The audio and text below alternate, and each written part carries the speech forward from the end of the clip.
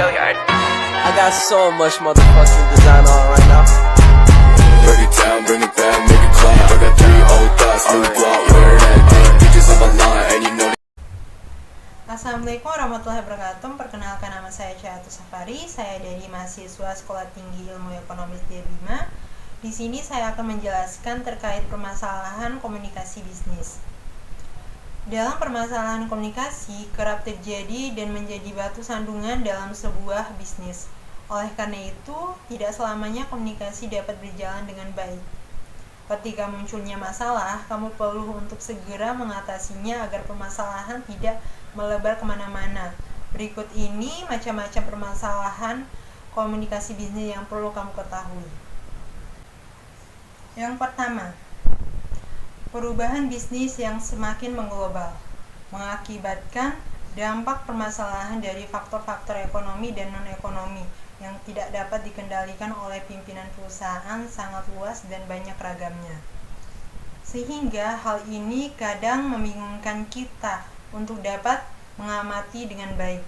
Contohnya saja, banyak perusahaan memiliki sistem organisasi yang baik yang didukung oleh visi misi serta business plan yang sudah matang, tetapi tidak menjamin perusahaan menjadi sukses untuk mendapatkan laba. Rata-rata perusahaan tersebut mengalami penurunan kinerja usahanya karena kesalahan marketing, skenario bisnis, dan asumsi pengaruh lingkungan luas. Yang kedua, organisasi bisnis yang berkembang semakin kompleks. Masalah organisasi makin banyak sehubungnya dengan berkembangnya suatu bisnis. Maka sumber daya yang harus dikelola juga semakin banyak, kebutuhan suatu bisnis menjadi semakin banyak, dan permasalahan bisnis yang dihadapi juga semakin kompleks. Contohnya misalnya, sebuah usaha yang berkembang dari satu tempat saja akan menghadapi masalah yang baru dan lebih kompleks ketika mulai membuka cabang. Masalah ini dapat berupa permasalahan logistik, yaitu bagaimana mensuplai cabang usaha dengan barang dagangannya atau bahan baku. Ketiga, tekanan persaingan yang semakin meningkat mengakibatkan intensitas persaingan dalam suatu industri bukanlah masalah kebetulan atau nasib yang buruk, tetapi ada 3 faktor pendekatan strategi genetik, yaitu pertama, strategi keunggulan menyeluruh, kedua, strategi diferensiasi, ketiga, strategi fokus. Contohnya saja, pada PT Konstruksi Baja Nusantara atau disingkat PT KN yang bergerak dalam industri jasa konstruksi baja di Indonesia. PT KSN tidak memiliki atau menerapkan salah satu dari ketiga alternatif strategi bersaing genetik di atas.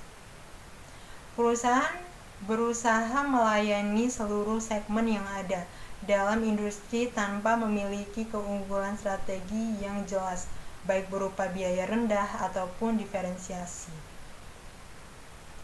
Akibatnya, posisi bersaing perusahaan menjadi lemah dalam industri jasa konstruksi baja ini, sehingga sejak tahun 1984 sampai tahun 1989 jumlah pekerjaan atau proyek yang diperoleh perusahaan terus mengalami penurunan.